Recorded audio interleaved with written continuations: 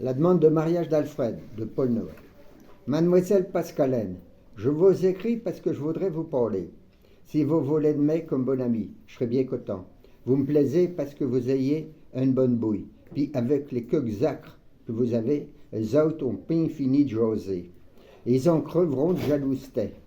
Si vous êtes d'accord, vous avez qu'à remettre votre capet à plume que vous aviez pour la communion de votre frère. La méroutière vous reluquera, je la ferai au cobistier. En sortant de la messe, je vous attendrai driller la sacristie. Vous enverrez votre mère trancher des gâteaux pour qu'elle nous laisse tous ceux. Pour un premier fait, j'aimerais pas être dérangé pour ce petit boujou. Emprunt, pourrions nous retrouver tous les jours à la médiane. À quelque temps de là, vous me diriez le soir que votre paix est bien lunée pour que j'y fasse ma demande. Avec moi, vous verrez, comme vous serez gâtés. Je vous casserai du petit bois, j'irai à moitié à la pain, je ferai les courses.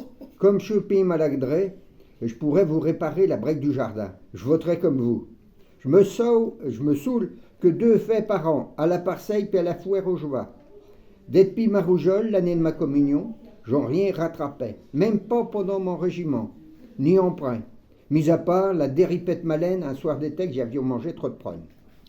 Si vous prenez un bac pain troché, je pourrais vous aider à payer la neige.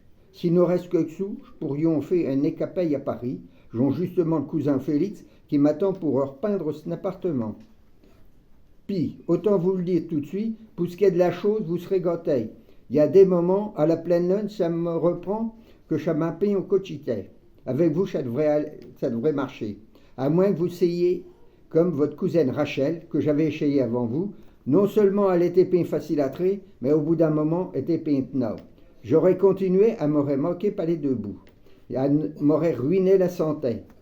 Je n'étais tout acquitté. Malgré tout le fortifiant qu'elle m'a fait acheter, ça m'a coûté une fortune. À la fin, et je vous dis ça, mon bon monsieur, à la fin, je pouvais plus archer. Et pourtant, croyez-moi, à la pleine lune, je me pose là. En tout cas, j'espère qu'avec vous, ça ira tout seul. Et je vous embrasse pour de vrai. Puis espère que vous avez toujours votre capet à plume. Elle n'a jamais remis son capet à plume.